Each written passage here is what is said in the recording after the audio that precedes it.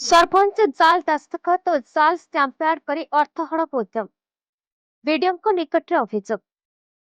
बालेश्वर जिला खैरा ब्लॉक अंतरा पंचायत सरपंच रश्मिता जेना गतकाली अंतरा ठारे थिबा राजस्व कार्यालय को जाइथिबा बेले राजस्व कार्यालय जने कर्मचारी एक दरखास्त फॉर्म धरिथिबार सरपंच देखिबा को पाइथे। परे उक्त फॉर्म टी आनी देखिबा परे सही फॉर्म रे थिबा सरपंचक दस्तखत और स्टाम्प पैड नकली बोली जानिबा को पाइथे। संगे संगे उक्त घटना को नहीं सिमुलिया थाना खैरा बीडीओ अनंत कुमार हांसदा निकट में अभियोग कर उक्त जालियाती केबेठार होइछि आ कोन हेछि ताहा तदंत करबा पई बीडीओ को अनुरोध करिसेंति सरपंच। उक्त घटना को नहीं अंचल रे चर्चार विषय बनछि। नमस्कार, मो रश्मिता जेना सरपंच अंतरा। मोर आसबार कारण गत 20 तारीख दिन मु जानिबा के पाइली जे मो बिना नकली सिग्नेचर जालियाती करी मो स्टाम्प मो पैड मो सिग्नेचर पूरा नकल थिला। एही बाबद रे किछि लोक माने तांकर कार्य हासिल करूचंती। तेणुक से बाबद में मोर कौन असुविधा आगू न होगा मो बीडीओ सार पाख आप्लिकेसन देते आसती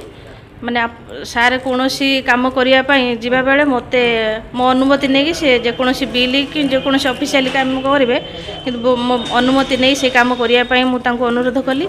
एवं थानार अभियोग करी जे ये बाबद जो मैंने मोर जालियाती सिग्नेचर पैड हो स्टाम्प हो यूज करचंती सेमानकु तुरंत धरी तार कार्यानुष्ठान नियंतु एवं मोर सुरक्षा पाई मुई दाबी पत्र ना सेमिति मु किसी जानी ना किंतु मु बहुत थर शुणी एमती माने से माने कार्य हासिल करूचंती किंतु तार प्रूफ मु काली ना तार प्रमाण मु काली पाइली ना काली पाइला पर मु आज सार गोचरार्थ जणिया पई मु जाइथिली जो आरआई ऑफिस जिबा बेले से तांको आरआई ऑफिस रे जो स्टाफ अछंती से माने ए पैड टिक धरिथिले जा द्वारा मो सिग्नेचर रहिछि माने पैड रहिछि स्टाम्प भी रहिछि जे सेडा मोर नुह मो सिग्नेचर नुह कि मो पैड नुह कि मो स्टाम्प नुह मो देखलेनी पंचायत जदी बिल हेछि से बिल आपन सिग्नेचर की डुप्लीकेट कराइ कि ना मु किछि करिनि सेथि पई तो मु सारम पाखु आस्तिल ना बीडीओ सारम पाखु आस्तिली या पर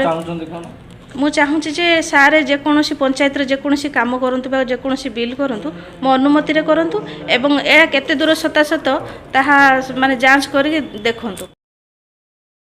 खैरारु छाकांत महंती रिपोर्ट बीई न्यूज ओडिशा।